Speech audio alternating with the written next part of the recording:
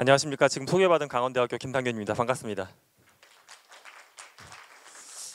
제가 저기 앉아갖고 계속 고민했던 게 마스크를 벗어야 될까 써야 될까 계속 고민했는데 다 쓰고 계신 관계로 저 혼자 벗고서 얼굴을 보여드리는 게 잘 나을 것 같습니다. 메타버스라는 용어 된 게 굉장히 생소하시죠? 이 용어를 혹시 잘 알아서 오신 분 계십니까? 나는 이 용어를 좀 들어봤는데 궁금해서 왔다. 예, 별로 없으실 것 같아요. 굉장히 생소한 개념인데 도대체 무엇을 오늘 이야기할지 한번 풀어보도록 하겠습니다. 제가 이제 예측하는 게 한 가지가 있습니다. 인류가 몇 년 지나면 지금보다 뭔가 새로운 공간에서 우리가 살아갈 것이다. 그 네 글자 공간을 저는 메타버스라고 말씀을 드리는데 이 공간에 대해서 오늘 이제 말씀을 드리다 보면 아마 몇 가지 생각이 들으실 거예요. 처음에는 굉장히 예전부터 있었던 것 같다. 용어만 바뀌었지 뭔가 익숙한 개념이다. 이런 것도 좀 있으실 것 같고요. 또 어떤 거는 정말 새롭다. 제가 현재 시점으로 말씀을 드리는 거지만 정말 현재 이렇게 살아가는 사람들이 있느냐라고 굉장히 충격적이다라는 생각도 드실 수가 있고요. 또 하나는 그러면서 놀랍다. 미래가 이렇게 멋져지는구나 라는 기대감이 들으실 수도 있지만 한편으로는 좀 두렵다. 사람이 또는 우리 사회가 이렇게 살아가도 괜찮은 거냐라는 걱정까지 아마 생기실 것 같아요. 그러면 도대체 메타버스는 무엇인가? 이렇게 두 단어를 합성한 용어가 되겠습니다. 무언가를 초월한다라고 하는 메타와 세상을 의미하는 유니버스가 붙어가지고 현실을 초월한 가상의 세상을 우리가 메타버스라고 부릅니다. 그럼 현실 공간도 굉장히 넓고 뭔가 복잡한 일이 많은데 왜 우리는 가상의 세상까지 원하고 있느냐? 여기에 우리 머릿속에서 원하고 있는 세 가지 욕망을 간단히 한번 살펴보겠습니다. 제가 맨 앞부분 슬라이드에 저를 인지과학자라고 적어놨는데 저는 사람의 마음을 연구하는 사람입니다. 우리 마음에 어떠한 갈증이 있길래 이 세상으로 자꾸 가고자 하는지 그 얘기를 잠깐 드리려고 합니다. 첫 번째는 자극이에요. 인간의 뇌는 굉장히 복잡한데 이 복잡한 내가 원하는 첫 번째가 뭐냐면 새로움입니다. 자극을 원해요. 지금 여행을 못 가고 계시잖아요. 그죠? 여행. 사람들하고 모여가지고 새로운 거 먹으러 가는 것도 잘 못하고 계시잖아요. 그래서 힘들죠. 새로운 자극이 지금 부족한 생활이기 때문에 그렇습니다. 두 번째는 뭐냐 하면 지배예요. 인간은 무언가를 갖고 있어도 더 많이 갖고 싶죠. 이기고 싶고 더 많은 걸 이루고 싶고 지배 욕구가 인간의 근원 중에 하나고요. 마지막 세 번째는 지금 보여드린 두 개와는 또 왠지 좀 반대되는 느낌이 드실 겁니다. 세 번째는 바로 균형입니다. 지배나 자극은 인간을 조금 위험하게 만들어요. 또는 향상성이라는 걸 깨트리기 때문에 약간 스트레스가 있는 상황으로 갈 수밖에 없습니다. 새로운 공간 여행을 가면 즐겁긴 하지만 뭔가 좀 불안한 마음도 있죠. 막 새로운 맡은 프로젝트를 하다 보면 이 프로젝트가 잘 돼갖고 기쁘기도 하지만 이러다 망하면 어떨까라는 불안감도 생깁니다. 세 번째 인간이 원하는 감정은 균형이에요. 뭔가 안전함을 원합니다. 이 세 가지로 우리는 메타버스를 통해서 하나하나 더 찾아가고 있습니다. 이 세상은 지금부터 이제 네 개의 세상으로 제가 쪼개갖고 보여드릴 겁니다. 첫 번째 세상은 이름이 뭐냐 하면 증강현실 세계입니다. 들어보셨거나 해보셨을 거가 나와요. 첫 번째 보면 우리가 증강현실이라는 단어를 이야기 드리면 한국인들은 대부분 이거 떠올리세요. 요거 다 아시죠? 직접 해보시진 않았더라도 누구나 다 알 겁니다. 이 자리에 계신 분들. 포켓몬고. 포켓몬고를 만든 회사가 구글의 자회사예요. 나이언틱이라고 하는 구글의 자회사인데 사실은 포켓몬고보다는 훨씬 더 멋있게 만들어 놓은 게 이미 나와 있긴 합니다. 그게 뭐냐 하면 요겁니다. 인그레스라고 하는 프로그램이 있어요. 인그레스는 혹시 어렸을 때 이거 해보셨나요? 이렇게 땅 따먹기? 이렇게 돌 같은 거 땅땅땅 튀어가지고 제가 이거 물어보니까 지금 20대 중반 넘는 친구들까지는 아는데 이제 대학교 1, 2학년들까지만 해도 땅 따먹기를 안 해봤다고 하더라고요. 땅 따먹기입니다. 지금 연령대 거의 다 아실 것 같은데 땅 따먹기를 그렇게 고전적으로 땅바닥에 엎드려서 하는 게 아니라 굉장히 멋있게 하는 인그레스라는 게 있어요. 이 앱을 들고 지나다니다 보면 실제 공간에 아무것도 없는데 갑자기 초록색 기둥이 올라와요. 기둥이 올라오면서 기둥에다 내가 어떤 액션을 취하면 그 점이 내게 됩니다. 이렇게 해서 세 점을 딱 내가 따내면 이 땅이 내 땅이 되는 겁니다. 그래서 어른들끼리 팀을 짜가지고 한 도시를 놓고서 왔다 갔다 하면서 땅 따먹기 게임을 전 세계 대회를 하고 있어요. 국내도 가끔씩 대회를 합니다. 이런 논리적인 것만 있냐 하면 이미 오른쪽과 같은 이런 것들도 나와 있습니다. 어떤 글래스를 차거나 또는 휴대폰을 이렇게 겹쳐서 보면서 쇼핑센터에 들어가면 쇼핑과 관련된 다양한 정보를 보여주고 광고도 보여주고 나를 위한 전용 가이드가 뜨는 이런 것들을 우리는 증강현실 세계라고 부르고 있습니다. 화면에 보이는 저거 누군 것 같으세요? 저거 가운데 있는 저라고 바로 알아봐 주시네요. 고맙습니다. 자, 저보다 훨씬 잘생기게 만들어 왔는데 감사합니다. 제가 이렇게도 한번 봤어요. 이렇게 제 책상에 제가 강의 준비하다가 이렇게 책상에 찍어봤어요. 증강현실로 우리가 자기보다 좀 더 멋진 나를 만들려고 하죠. 특히 이제 휴대폰에 특히 젊은 분들 많이 쓰는 앱 중에 스노우, 뭐 소다 그런 거 보면 얼굴을 계속 보정하다가 어느 순간 자기 얼굴을 넘어서는 단계가 나오죠. 그래서 저는 그 앱 만든 분들을 보면 보정 앱을 만들었다고 스스로 주장하는데 저는 이거는 얼굴을 수선하는 앱이다. 수선 앱 또는 좀 더 부드럽게 성형하는 앱이다라고 말씀드리는데 저도 한번 해봤어요. 근데 실제 제 사진도 아니라 요즘에 유행하는 게 이거더라고요. 저는 아예 얼굴도 안 쓰고 처음부터 아예 조립을 해요. 장난감 만들듯이 얼굴, 색깔, 피부, 눈, 코, 입 다 붙여가지고. 혹시 이거 쓰시는 분 계십니까? 이게 제페토라고 하는 프로그램이 제페토나 쓴다. 예, 제페토를 쓰시면은 지금 굉장히 독특한 분이세요. 지금 여기 계신 분들 중에는.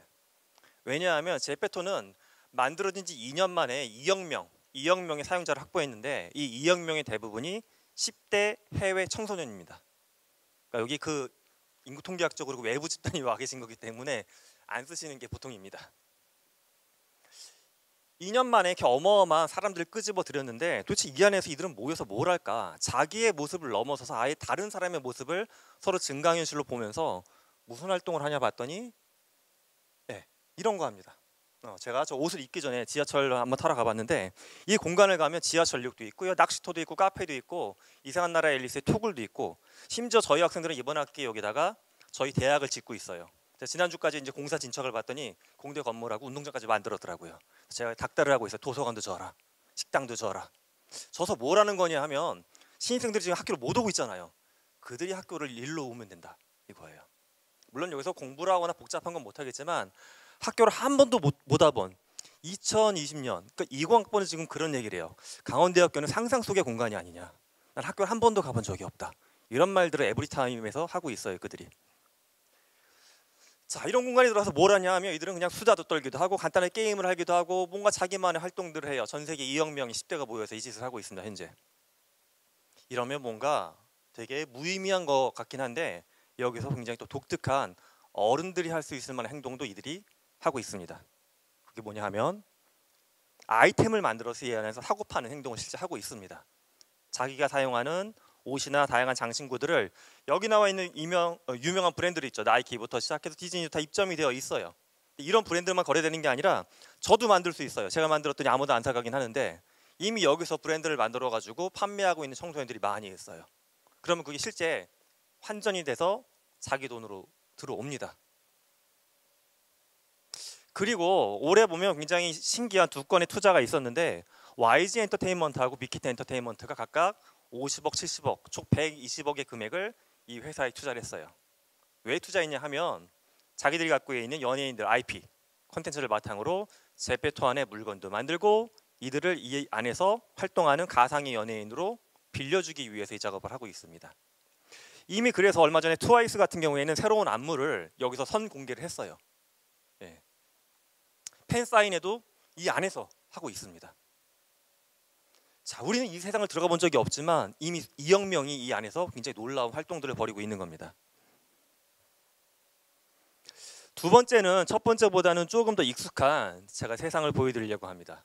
두 번째는 우리가 우리의 삶을 하나하나 기록하고 있는 세상, 라이프 로깅 세계를 한번 여행을 해보겠습니다.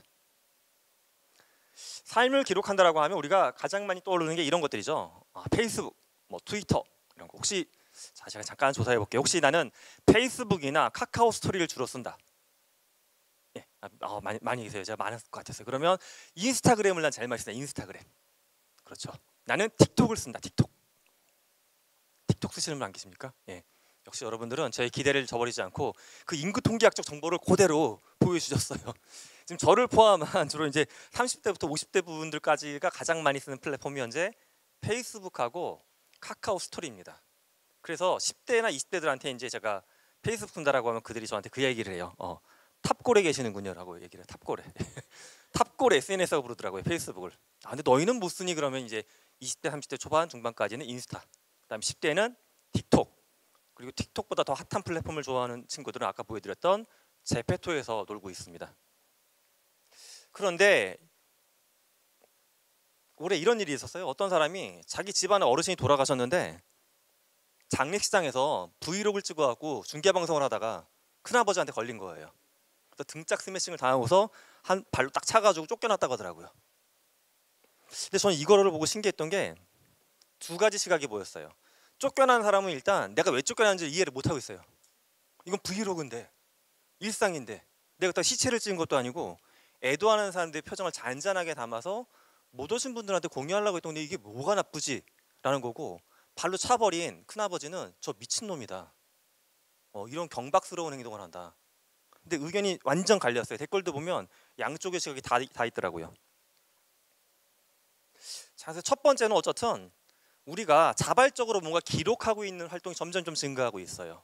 그런데 더 놀라운 건 자발적이지 않은 비자발적인 기록도 점점점 더 많이 증가하고 있습니다. 그게 바로 나이키가 꿈꾸는 운동 세상이에요. 나이키는 2006년도에 애플하고 손을 잡고 첫 삽을 떴습니다.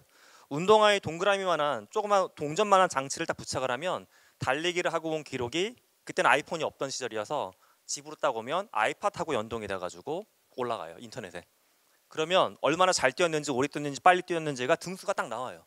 그럼 전 늘 꼴등이었어요. 달리기 되게 못하거든요, 제가. 그런데 저같이 그래서 이제 의지가 약한 사람들을 위해서 나이키가 만들었던 게 뭐냐면 팔찌를 만들었어요. 아, 김상균이가 운동 안 할 것 같으니까 이제 팔찌를 손목이라도 채우자. 그럼 얘가 하다못해 움직이긴 할 거 아니에요. 저 이렇게 분필로 글씨 쓰고. 이거 활동량을 체크하기 시작했습니다. 그런데 어느 순간 팔찌도 안 차는 사람들이 있다는 걸 나이키가 발견하고서 그 다음에 전 인류가 계속 사고자 하는 물건, 휴대폰에다 이걸 담기 시작했습니다. 그래서 나온 게 두 가지의 앱이에요. 무료입니다. 나이키는 현재 러닝하고 트레이닝 두 가지 앱을 엄청나게 많이 퍼뜨렸어요. 그러니까 달리기랑 홈 피트니스라는 앱입니다. 들어가 보면 이런 거예요. 피트니스 앱을 들어가면 처음에 체중하고 키 입력하면 네가 원하는 몸 상태를 설정하라고 해요. 그럼 보통 되게 목표를 높게 잡으시죠. 예, 저도 거의 운동선수급으로 잡아놨어요. 근데 이제 미칠도로 얘가 운동을 시켜요, 저한테. 예. 하루에 40분 동안 쉬지 않고 운동하라고 하는데 막 토 나올 정도로 시킵니다. 근데 하루 안 하죠. 그럼 그 다음에 또 알람이 떠요. 어제 왜 안 했니? 그러고 하고 나면 또 칭찬한다고 얘가 안내 메시지를 막 보내줍니다. 나이키가 도대체 이 짓을 왜 할까? 이 안에서 운동복 팔거나 하는 거 아니에요, 나이키가. 근데 나이키는 이러한 활동을 통해서 결과적으로 현재 보게 되면 운동복이나 운동화 부문에서 시장 점유율 1위입니다. 세계 시장 가치 1위예요, 그 분야에서. 기업 가치로 200조 정도 돼요. 최근에 뭐 200조. 그러면 여기서 이제 생각을 해볼게. 그럼 2등은 어딜까? 나이키하고 경쟁하는 2등 업체가 어딜 것 같으세요? 다 아시는 브랜드예요. 아디다스입니다. 아디다스의 시총이 한 60 몇 조 정도 돼요. 나이키의 3분의 1입니다. 이게 정부가 보장한 독점 사업이 아님에도 불구하고 어떤 특정한 산업에서 1등하고 2등이 이렇게 큰 격차가 나는 산업은 굉장히 특이하고 드문 산업입니다. 나이키가 만들어냈어요. 나이키가 아디다스를 압도할 수 있는 여러 가지 비법 중에 하나는 바로 이겁니다. 운동에 관련된 데이터. 전 세계 수많은 사람들이 언제 뛰고 언제 푸시업을 하고 언제 뒹구는지에 대한 모든 데이터를 계속 모아가고 있어요.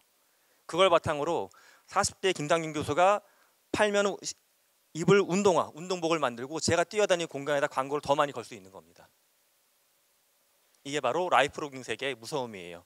우리가 알게 모르게 공유하는 정보들을 통해서 기업들은 더 많은 가치를 창조해내고 있습니다. 세 번째 세계를 들어가 볼까 합니다. 세 번째 세계는 거울로 비춰보는 세계예요. 자, 거울로 비춰보는 세계. 일상적으로 굉장히 많이 쓰는 거고요. 저도 오늘 이제 집에서 운전해서 여기까지 오면서 이 세계에 들어왔다 나왔습니다. 거울 세계는 뭐냐 하면 대표적인 게 바로 얘입니다. 카카오. 카카오톡 안 쓰시는 분 계실까요? 혹시 난 카카오톡 안 쓴다. 네. 카카오톡은 한국인 중에 휴대폰을 갖고 있는 분들 중에 94.4%, 거의 다 쓴다고 보시면 돼요. 카카오가 시장을 딱 쥐고 있는데 카카오를 가지고 우리는 여러 가지 할 수 있죠. 저처럼 이렇게 운전할 때 카카오 내비를 쓰기도 하고, 또 혹시라도 오늘 제가 춘천에 왔는데 술을 먹고 가겠다 그러면은 카카오로 대리를 부를 수도 있고, 이제 아까 나이키랑 연동을 해가지고 제가 약간 이제 나이키 러닝 자꾸 하라고 하니까 집에까지 뛰어가겠다 그러면 뛰어갈 수 있는 길도 보여주고요. 술 취해서 원래 자전거 타면 안 되지만 자전거 도로까지도 안내가 되고요. 다 돼요. 근데 신기하게도 생각을 해보세요. 도로나 뭐 자전거 길이나 이 안에 버스 안내도 되고 전철 안내 다 되잖아요. 전철이건 버스건 간에 카카오가 만든 게 있습니까 없습니까? 그들은 아무것도 만든 게 없어요. 그런데 우리는 카카오를 통해서 전철을 보고 카카오를 통해서 길을 보고 카카오를 통해서 택시를 찾죠. 바로 이런 뭐를 거울 세계라고 부릅니다. 내가 만든 거는 아니지만 세상에 이미 존재했던 것들을 거울에 예쁘게 비춰주는 거예요. 근데 이 거울은 어떻게 보면 좀 무서울 수도 있습니다. 왜냐하면 나는 거울을 통해서 세상을 보다 보니까 막상 세상에서 진짜가 아니고 일부의 약간 왜곡된 부분을 볼 수도 있는 문제점도 있어요. 그래서 등장하는 게 바로 이런 것들에 대한 사회적인 시각이 좀 그런 게 있습니다. 에어비앤비, 지구상에서 가장 큰 호텔이라고 하죠. 뭐 갖고 있는 업소만 해도 수백만 개 이상 될 겁니다. 코로나가 터지기 전에 제가 작년에 유럽으로 출장을 갈 일이 있어서 객기를 부려갖고 성에 한번 묵어보고 싶었어요. 캐슬. 그래서 찾아봤더니 정말 성이 나옵니다. 근데 공무원이니까 1박에 10몇만 원까지인가 되거든요. 근데 봤더니 캐슬은 한 30만 원 주면 예약이 돼요. 진짜로. 캐슬이 와 그래서 근데 제가 좀 소심해서 예약은 못했는데 캐슬이 있더라고요. 배달의 민족을 여러분들은 이렇게 주문할 때 쓰는데 배달의 민족을 처음 쓰는 사람들이 있죠. 유치원생들 이제 글씨 이제 알아가지고 초등학교 들어갈 만한 애들한테 배달의 민족을 딱 주면서 주문해봐라.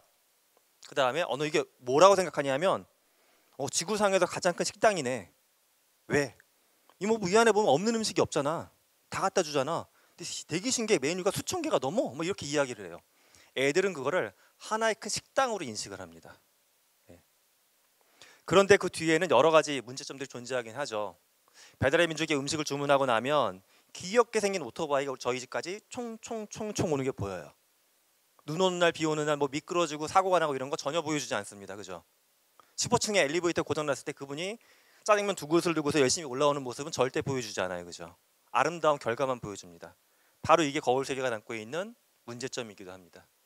세상을 굉장히 효율적으로 우리한테 전달하기도 하지만 때로는 그 뒤에 있는 많은 것들을 숨기는 역할도 동시에 하고 있습니다.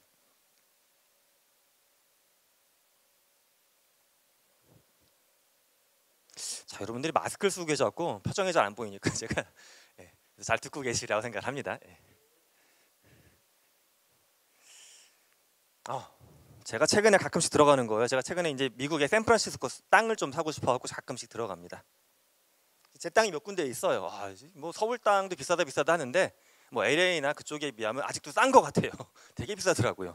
사가지고 제가 이렇게 사고 팔고 하고 있는데 실제 이게 땅 지도가 있고요. 제가 사게 되면 그 블록체인 기술로 제 땅으로 딱 해서 증서도 나와요. 그런데 신기하게도 이게 약간 어렸을 때 해보셨을 부루마블 같은 식이에요. 실제 법적으로는 제 땅은 아니죠. 근데 여기 들어가 보면 업랜드라고 하는 작년 정도에 생긴 스타트업이 하고 있는 건데 한 5조 원 정도의 자산을 갖고 있는 EOS라고 하는 암호화폐 회사가 있어요. 거기서 출자해서 만들어진 회사입니다. 근데 이 회사는 굉장히 독특한 사업 모델이에요. 부루마블 게임을 실제 지도를 놓고 합니다. 현재는 샌프란시스코하고 뉴욕 쪽 지도가 깔려 있어요. 들어가면 일단 제가 돈이 없으니까 처음에 돈을 약간 줘요. 그러면 그거 갖고 살 수 있는 굉장히 후미진 땅이 몇 군데가 있어요. 물론 점유자가 없어야 돼요. 그럼 제가 그 땅을 살 수 있어요.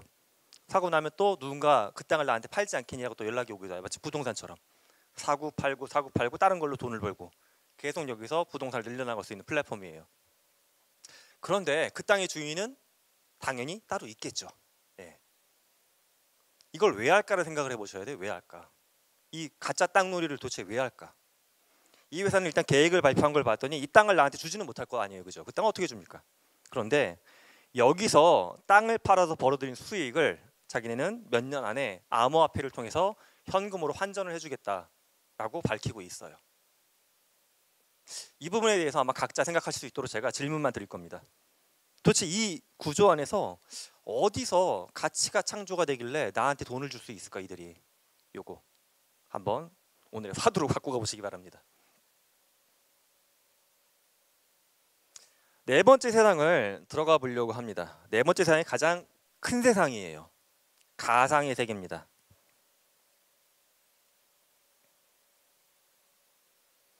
올해 코로나로 학생들이 학교에 많이 못 오다 보니까 해외에서 또는 국내에서 굉장히 독특한 현상이 많이 발생했는데, 앞서 이제 저희 대학 저희과 친구들은 올해 제페토안에서 강원대학교를 짓고 있는데 아마 다 완성은 못할 것 같아요. 학교가 너무 넓어요. 너무 넓어서 완성 못할 것 같은데, 이 큰 프로젝트를 끝낸 친구들이 있기도 하더라고요. 제페토랑 약간 비슷하긴 한데 마인크래프트라고 하는 회사가 있습니다. 플랫폼이 있는데, 이게 몇 년 전에 빌 게이츠 회장이 3조 1천억 정도에 인수했어요. 근데 달랑 그 회사가 갖고 있는 건 게임 한 종류였어요. 게임 하나. 그게 마인크래프트예요. 그러니까 회사 이름은 모짱이라는 회사였고 게임이 마인크래프트였는데, 바로 이런 걸 만드는 프로그램이에요. 일단 화면만 딱 보시면 어떠세요? 느낌? 뭔가 재미가 있거나 되게 세련됐거나 신기하거나 이런 느낌이 별로 안 들어요. 처음에 게임을 안 하시는 분들이 이게 일종의 게임으로 분류하고 있는데, 이걸 딱 보시면 굉장히 의아해 하시는데, 얘는 사운드도 굉장히 후지고 그래픽도 되게 이상하고 되게 재미가 없다, 되게 엉성하다. 그래서 제가, 그런데요, 이거를 몇 년 전에 빌 게이츠가 3조 1천억 원에 샀다라고 하면 그 사람 미쳤나 보다 이제 라고 얘기를 하시는데, 빌 게이츠가 몇 년에 했던 선택 중에 굉장히 성공적인 선택으로 이미 평가가 됩니다. 왜냐하면 이 마인크래프트라는 프로그램은 역사적으로 만들었던 게임 중에 가장 많은 양이 판매가 됐어요. 점점 판매량이 증가해가지고. 뭐라는 거냐? 그래픽적으로 이렇게 예쁘지 않은 이 게임에서 사람들은 자기만의 세상을 직접 만들어냅니다. 그래서 이제 올해 있었던 게, 왼쪽에 보게 되면 벽돌색 건물이 위아래가 보이는데, 위쪽이 실제 학교이고요, 아래쪽이 마인크래프트 안에서 학생들이 만들어 놓은 건물입니다. 몇몇 대학에서 저런 일이 발생했는데, 대학에 못 오니까 누가 시켜서 한 것이 아니라 학생들이 자발적으로 그 안에다가 자기 학교를 짓기 시작을 한 겁니다. 심지어 학생 식당도 짓고, 미국에는 보면 학교 안에 트럭들이 많이 들어와 있잖아요. 푸드트럭 같은 거. 푸드트럭도 똑같은 위치에다 똑같이 만들어 놨어요. 그 옆에 있던 것은 올 여름쯤에 일본에서 초등학생들이 만들어 놓은 학교예요. 학교 뭐 졸업식도 하고 해야 되는데 졸업식을 못하니까 이들이 만들어 놓은 게 뭐냐 하면, 먼저 자기가 졸업장을 줬어요. 졸업식장을 그 안에다가. 그래놓고 역으로 선생님들을 초청을 했어요. 선생님이 마인크래프트가 뭐니? 아, 내가 알려줄게요 선생님들. 해서 설치하는 법, 들어오는 법 안내해가지고 그 10대 아이들이 졸업식장을 만들어 놓고 선생님을 역으로 초대를 한 겁니다.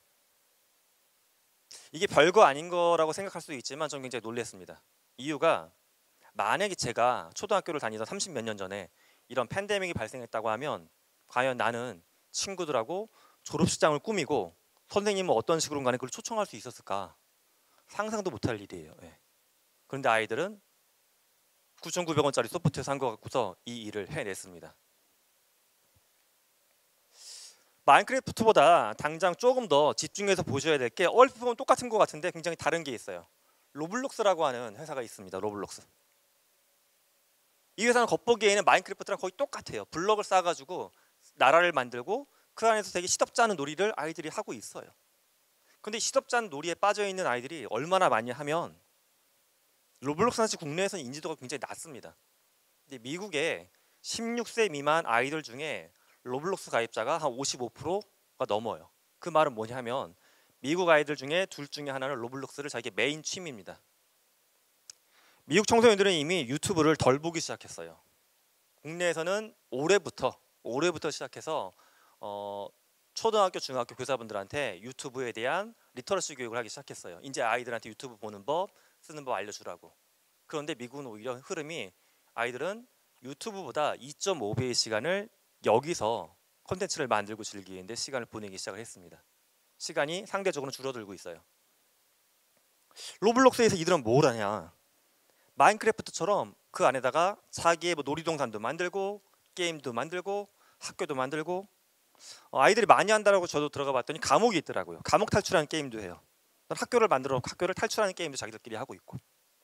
그런데 마크하고 굉장히 다른 점 중에 하나가 뭐냐 하면, 오른쪽에 보이는 경제 구조가 들어와 있어요. 로벅스라고 해서 화폐 이름이 있는데, 로벅스라는 화폐를 가지고서 저 안에서 뭔가 상거래를 할 수 있게 짜져 있습니다. 남이 만들어 놓은 거를 뭔가 저 로벅스라는 돈을 지출해서 아이템을 그 안에 살 수도 있지만, 자기가 나라를 만들고 게임을 만들고 아이템을 만들어서 팔기도 해요, 아이들이. 미국 청소년 중에 제가 봤던 외국 자료 중에는 보면 연 매출이 10억 원이 넘는 청소년들도 나오기 시작했어요.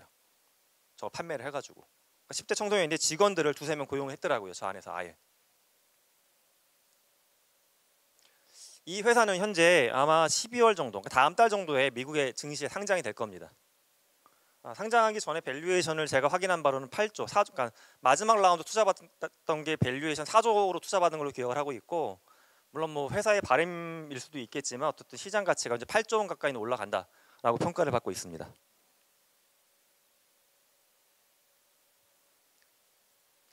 그 다음에 우리나라에서 이제 청소년들이 많이 하는 게임 중에 배틀그라운드가 있어요. 배틀그라운드가 여러 명이 싸워가지고 맨 마지막에 한 명이 살아남는, 흔히 뭐 치킨 먹었다 하는 그 게임인데, 비슷한 플레이 규칙을 가지고서 미국에서는 사실 배틀그라운드보다 훨씬 더 인기가 많은 게 화면에 보여드리는 포트나이트라는 게임이 있습니다. 근데 이 게임은 굉장히 독특한 게 이 안에서 총싸움 말고 다른 활동들을 많이 하기 시작했어요. 뭐냐 하면 이런 겁니다. 포트나이트 안에 마치 제페토라는 플랫폼 안에 여러 브랜드들이 입점한 것처럼 포트나이트 안에 이미 뭐 나이키나 마블 등이 들어와 있어요. 나이키는 뭘 하냐 하면, 나이키는 아까 말씀드린 대로 운동복하고 신발 같은 거 팔잖아요. 나이키 아이템을 착용하면 저기도 달리기를 더 잘하게 돼요. 이런 거. 또는 저기서 마블의 아이템을 사게 되면, 마블은 약간 전사잖아요, 개념이. 무기 같은 거를 마블 브랜드로 판매하기 시작했습니다. 그리고 올 4월에는 굉장히 독특한 이벤트를 저 안에서 직접 했는데, 그 이벤트가 뭐였냐 하면 콘서트를 직접 했습니다. 화면에 보이는 이 거인 몸, 굉장히 큰 실제 캐릭터보다 훨씬 더 크게 키워놓은 이 사람이 누구냐 하면 스캇이라고 하는 유명 래퍼입니다. 래퍼가 4월에 콘서트를 하려고 했는데 팬데믹 상황이잖아요. 못 하잖아요. 그래서 포트나이트하고 같이 계약을 해가지고 여기서 콘서트를 열었습니다. 콘서트가 시작이 되면 스캇이 거인 정도의 몸의 크기로 굉장히 큰 덩어리 쫙 올라와요. 그러면 사방에서 다 모이죠. 게임하는 사람들이. 뭐 앞열 뒷열 개념이 없는 거예요. 다 볼 수 있어요. 노래가 바뀔 때마다 스캇의 모습도 바뀌고 옷도 바뀌고, 나중에는 여러 가지 시각적인 효과를 썼는데 맨 마지막 장면에는 이 플레이어들하고 스캇이 새로운 노래를 들으면서 우주 공간을 날아가는 이제 그런 것도 연출을 같이 했습니다. 이렇게까지 화려하진 않았지만 BTS도 이 플랫폼을 활용을 했어요. 지난달에 BTS가 다이너마이트 신곡 발표하면서 새로운 안무가 입혀진 뮤직비디오를 처음 공개한 게 유튜브도 아니고 방송도 아니었던 포트나이트 아니었습니다. 왼쪽보다는 조금은 약간 아쉽긴 하죠. 왼쪽은 실제 게임 안에서 그래픽적으로 완벽하게 처리가 됐는데, 오른쪽은 사전에 녹화된 영상을 이렇게 작은 창 안에서 이렇게 보여주는 걸로 했는데, 사람들이 그러면 도대체 이거 와서 듣느냐, 이 콘서트를 즐기느냐. 왼쪽과 같이 했을 때 사람들이 동시에 몇 명 정도까지 접속이 됐냐 하면 1230만 명이 저 콘서트에 참여를 했습니다. 1230만 명. 엄청난 규모죠. 지구상에 했던 그 어떤 콘서트도 동시에 그렇게 1000만 명이 넘는 인원이 참여했던 것은 없었습니다. 오른쪽에 있는 BTS의 소속사가 어딘지 알고 계시죠? 빅히트 엔터테인먼트. 혹시라도 뭐 빅히트의 주식을 갖고 계신 분이 계실 수도 있는데, 빅히트 주식을 이제 샀다가 주식이 좀 떨어져가지고 그러니까 젊은 친구들이 많이 슬퍼하더라고요. 지금 동학 게임이 하는 대학생들이.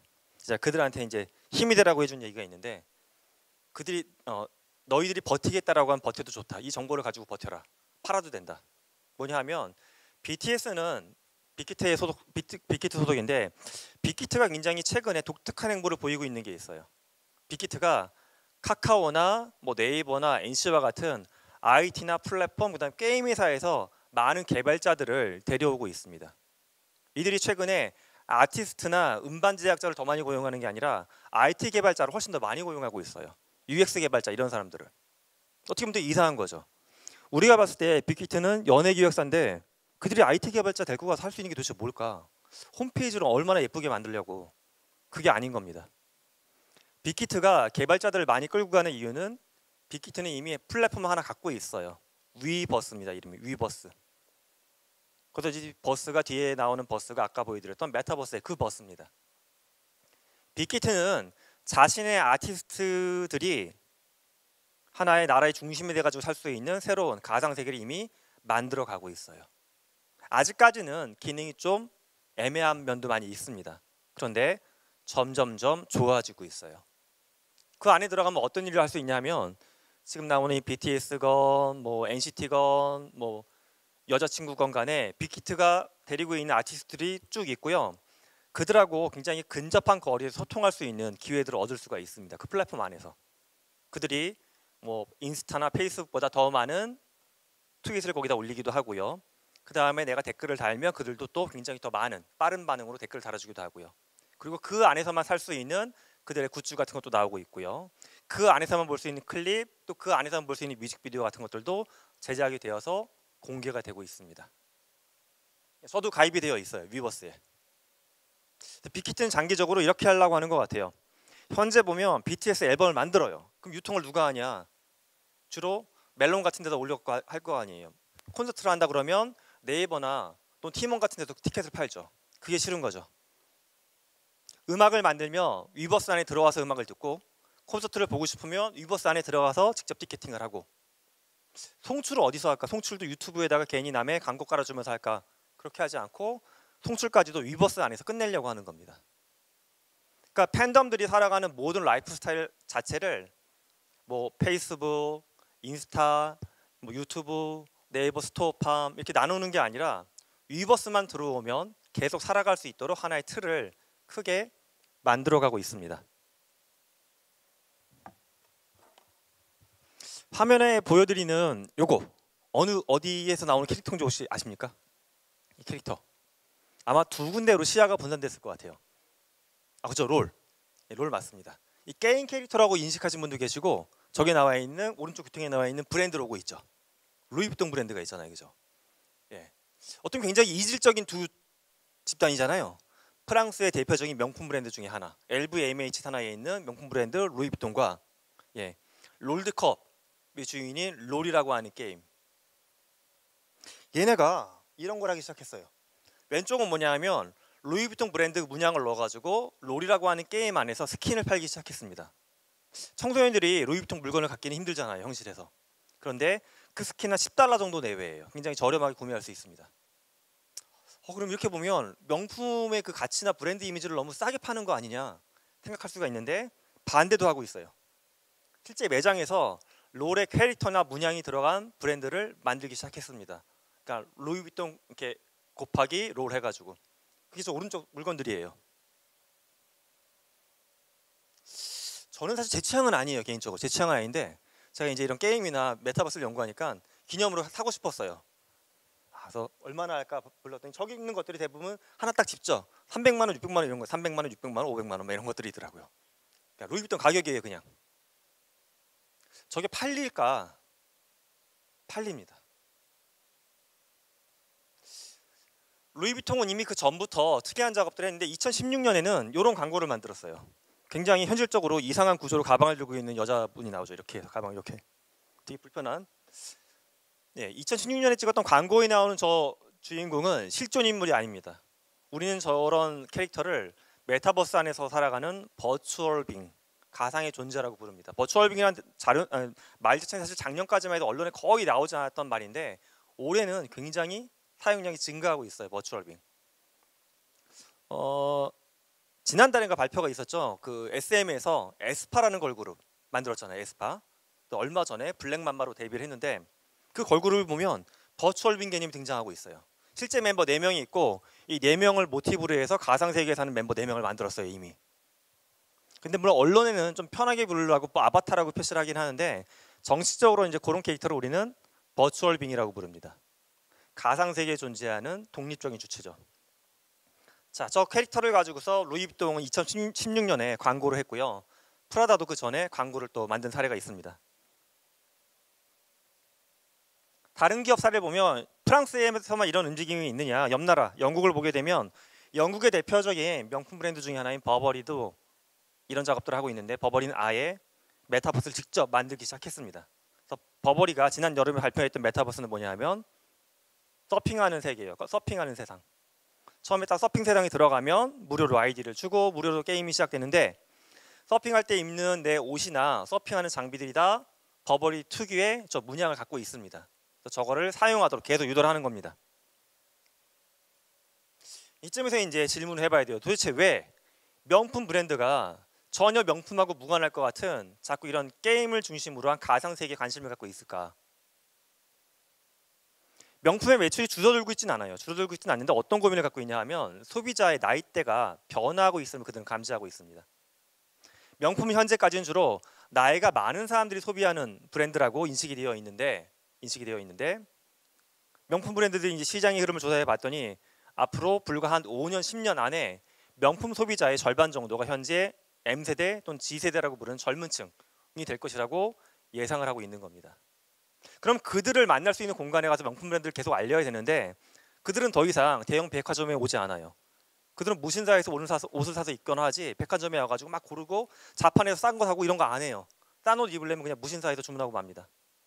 그들은 비싼 패션 잡지 보지 않아요. 예. 그들한테 어떻게 명품의 브랜드를 알 수 있을까 고민하다가 명품 회사의 생각은 그들이 주로 머무는 메타버스에 들어가겠다라고 결정을 한 겁니다. 그래서 이런 게임 안으로 들어간 거예요.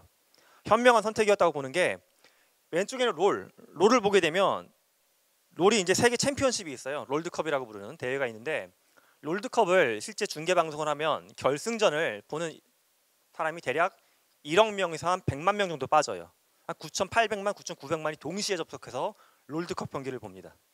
롤을 안 하시는 분들은 되게 이상한 것 같아요. 보면 그냥 게임하고 있는 걸 전 세계 1억 명의 인구가 도대체 왜 지켜보고 있어요, 이거를.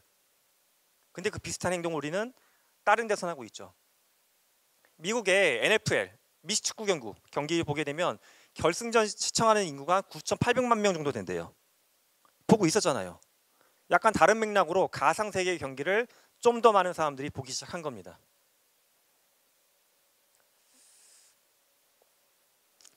자, 그리고 올해 3월에 발표돼가지고 공전의 히트를 쳤던 게임이 있습니다. 지금도 계속 판매가 되고 있는데 모여봐요 동물의 숲이라는 닌텐도에서 만든 게임이 있어요.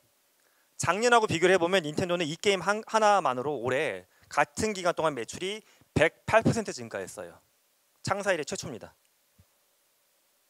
이 안에 사람들은 뭘 하고 있냐 하면 왼쪽과 같이 횟집을 만들거나 미술학원을 차리기도 하고 요게 나왔으면 밑에 걸 한번 보시면 됩니다. 바이든 후보는 지금 트럼프하고 대선에서 붙었던 바이든 후보는 이 모여봐요 동물의 숲 안에서 자기의 섬을 만들어서 여기서 선거 유세를 했어요. 만드는 게 어렵진 않아요. 게임 CD 한 장만 사면 됩니다. 5만 원 정도 주고 사면 자기의 섬이 생기거든요. 내 섬을 만들면 섬의 코드를 공유할 수 있어요. 섬의 코드 공유하면 저도 들어가 봤어요. 들어가 봤더니 바이든 HQ라는 섬이 있어요. 들어가면 왼쪽과 같이 선거 사무실이 있습니다. 들어가 봤더니 바이든 후보가 갖고 놀던 기차 장난감도 있고 대학 때 다녔던 학교 깃발도 있고 오른쪽에 나가보면 바이든 후보가 이렇게 돌아다니고 있어요. 만났어요. 만나면 뭔가 말도 해줘요. 예. 말도 해주고 저한테 티셔츠도 하나 선물해 주더라고요. 입으라고. 제가 뭐 미국 시민권자가 아니기 때문에 투표권은 없지만 왠지 호감도가 훅 올라가더라고요. 왠지 뽑고 싶은 바로 그런 겁니다. 과거에 정치인들은 주로 어디서 사람들을 만났냐 하면 광장이었죠. 광장, 시장, 국밥집. 그런데 이거는 이제 새로운 유권자들이 주로 모여 있는 공간은 아니라는 거예요. 이 시대엔 더 맞지 않고. 그래서 그들이 사는 세상으로 점점 이동을 해가고 있는 겁니다. 저는 사실 지금 뭐 한 40분 가까이 말씀드리긴 했는데 주로 메타버스의 약간 새로운 면, 좋은 면 위주로 많이 보여드리려고 했습니다. 그런데 두려운 면들도 굉장히 많이 있어요.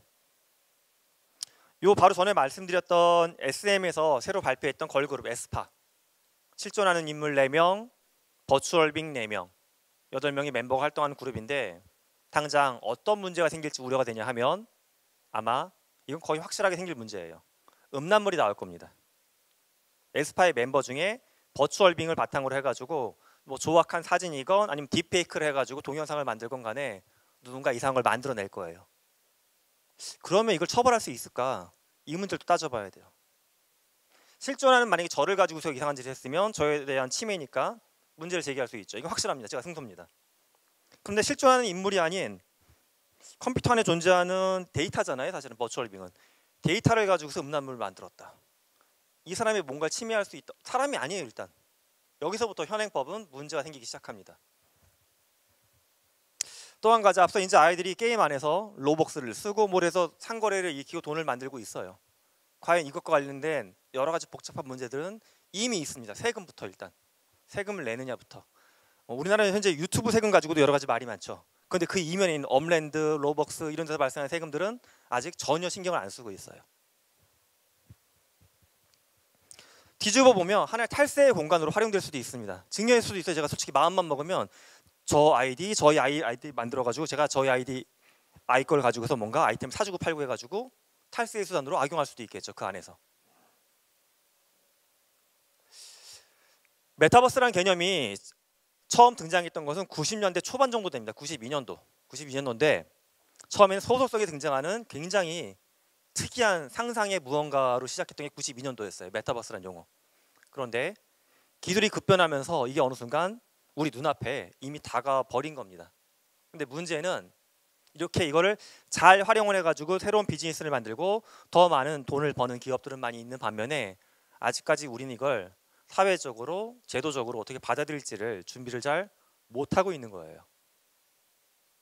뭐 말씀을 이렇게 드렸지만 아직까지도 이게 좀 나는 손에 안 잡힌다. 정말 사람들이 앞으로 제가 보여드렸던 포트나이트 안에 더 많이 들어가고 로벅스 쓰면서 소비 생활하고 보이지도 않는 지도를 가지고서 뭔가 땅을 사고 팔고 이런 세계에 사람들이 더 많이 올라갈까? 그걸 잠깐 보면 우리가 다 알만한 세 개의 기업을 가지고서 이 얘기를 정리를 해볼까 합니다. 일단 저 위에 있는 스페이스X, 우리한테는 테슬라로도 유명한 일론 머스크의 회사죠. 우주 개발하는 회사. 일론 머스크의 스페이스X가 최근에 올해 벌였던 일들 중에 여러 가지 활동이 있어요. 그 중에 이제 뭘 했냐 하면 일론 머스크가 갖고 있는 꿈 중에 하나는 사람 목 뒤에다가 마치 그 매트릭스처럼 신경칩을 꽂는 거예요. 이거를 뭐 뉴럴링크라고도 부르기도 하고 BCI라고도 부르기도 하는데 여기 딱 콘센트를 꽂아가지고 뇌하고 직접 연결하는 걸 매트릭스를 만들려고 합니다. 어디까지 현재 진도가 나가냐 하면 돼지한테는 실험 어느 정도 성공했어요. 돼지한테. 이제 유튜브에도 영상이 있습니다. 돼지가 킁킁킁킁 거리죠. 그럼 돼지가 좋아하는 부분에 뇌가 스캔이 되고 반대로 자극을 주면 아무것도 없는데 돼지가 또 그렇게 반응하기도 하고 그런 걸 만들어내기도 했고요. 또 한 가지는 일론 머스크는 위성에 대해서 굉장히 집착을 많이 하고 있어요. 그래서 이미 민간 기업으로서 위성을 300개 정도 쌓아 올렸고요. 앞으로 총 쏘아 올릴 위성이라고 계획을 잡은 게 12,000개입니다. 좀 비현실적인 수치이네요. 이건 제가 봤을 때는. 좀 더 현실적인 계획을 갖고 있는 회사들도 있어요. 아마존을 대학생들한테도 아마존이 무슨 회사냐고 물어보면 주로 책 파는 회사 또는 미국 갔다 온 친구들은 미국에 갔더니 아마존 편의점 같은 거 많이 있으니까 물건 파는 회사. 아마존은 물건 파는 회사가 아니에요. 아마존이 시가총액이 항상 뭐 1등부터 5등 안에 들어가는 회사인데 아마존의 매출을 대부분 장악하고 있는 것은 책을 팔거나 그로서리 팔아서가 아니라 아마존의 매출 비중 중에 13% 부분이 있어요. 13% 작아 보이죠. 이 13%인데 전체 매출이익, 영업이익을 놓고 보면 이게 전체 영업이익의 3분의 2 이상을 차지하고 있는 게 있어요. 그게 뭐냐 하면 여태까지 쭉 보여드렸던 메타버스 기업들이 있죠. 그 기업들에서 필요한 네트워크하고 서버를 빌려주는 서비스입니다. 아마존 웹 서비스, AWS. 아마존은 이게 앞으로도 더 노다지라는 걸 이미 확신을 하고 있어요. 그래서 아마존은 이미 올해 미국에서 통신을 관리하는 연방통신위원회에다가 승인을 받았습니다. 아마존 명의로 3,300개 위성을 쏘아 올리겠다. 자금은 12조 준비했다. 오케이 받았습니다. 쏠 거예요. 가운데 있는 애플은 무엇을 또 연구하고 있냐 하면 위성하고 내가 손에 쥐고 있는 아이폰 있죠. 다이렉트로 통신하는 것을 연구하기 시작했어요. 이들이 도대체 이걸 왜 하고 있을까? 이들이 하고 있는 이런 활동들을 최근에 이제 가끔씩 언론에 나오는 키워드로 보게 되면 뭘 준비하냐 하면 6G를 준비하고 있는 겁니다. 우리는 지금 5G 쓰고 있다라고 하죠. 6G. 6G는 뭐 아직까지는 확정은 안 됐지만 일단 나오게 되면 첫 번째는 속도가 현재 5G보다 30배는 빠를 겁니다. 30배 빠른 인터넷 갖고 뭐 하실 것 같으세요? 영화를 동시에 30개 틀어놓고 볼까요? 넷플릭스 지금 누르면 바로 나오죠? 멜론 누르면 바로 음악 나오잖아요. 음악을 30개 틀어놓고 들으실 거 아니잖아요. 그죠? 그 또한 6G가 되면 좋아지는 점이 지구상에 네트워크가 안 닿는 음영 지역이 아예 없어져요. 지금 우리는 좋은 공간에 살기 때문에 네트워크를 계속 쓰죠. 하지만 태평양 한가운데 뭐 브라질, 아마존 밀림 네트워크가 안 닿아요. 지금 거기까지 네트워크 들어갑니다. 그리고 운전하고 오다 보면 길이 가끔씩 이상한 데가 있죠. 나는 바다 위를 운전하거나 이렇게 강 위에서 차가 가는 것처럼 보이잖아요. 오차. 이 오차가 거의 없어지는 거예요. 몇십 센치 안으로 오차가 들어오는 겁니다. 이들이 이걸 만드는 이유는 지금보다 내비게이션을 더 잘 만들어 주려고, 지금보다 더 빠르게 영화를, 넷플릭스를 보여주려고 하는 게 아니에요. 앞에 보여드렸던 메타버스 세계들, 아직은 우리가 손에 안 잡히겠지만 VR이건 고글 형태건 간에 무언가를 뒤집어 쓰고 일론 머스크가 꿈꾸는 뒤에 꼭 구해가지고 우리의 삶을 가상세계로 완전히 보내버리기 위해서 이걸 선투자하고 있는 겁니다.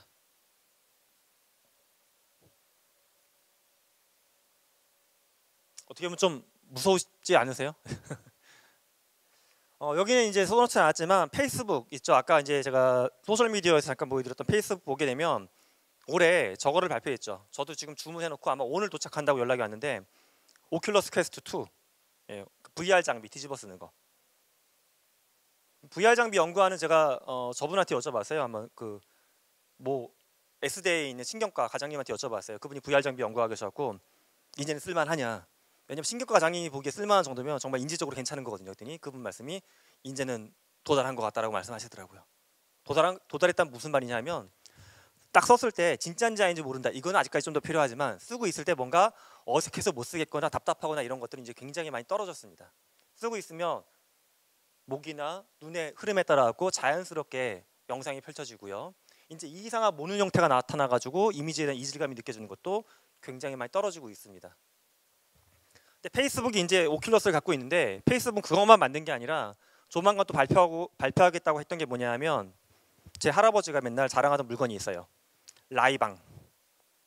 야, 라이방 너 하나 빌려줄까? 저희 돌아가신 할아버지가 맨날 선글라스 있죠. 라이방, 레이벤이라고 해가지고 레이벤 선글라스에 거기다 이제 증강현실 렌즈를 집어넣는 거로 이미 시제품까지 나왔습니다. 즉 언젠가는 우리가 안경 정도 쓰는 건 괜찮아요. 지금 안경을 쓰고서 실제 가상 세계로 들어갈 수 있는 게 조만간 올 것 같습니다.